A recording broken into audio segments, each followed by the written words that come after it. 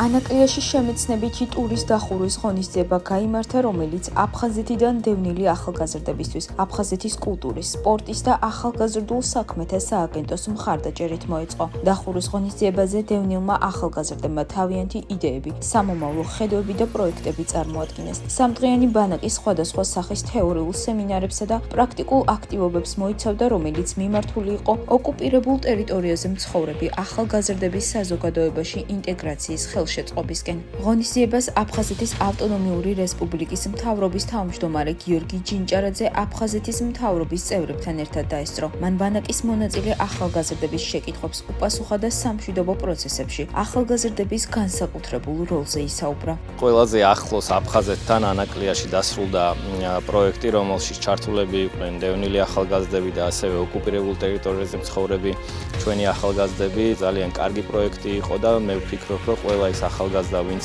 ჩართული იყო ამ პროექტში და ზოგადად ჩართულები არიან სამშვიდობო პროცესში, ძალიან მნიშვნელოვან როლს შეასრულებენ ქვეყნის გამთლიანებაში.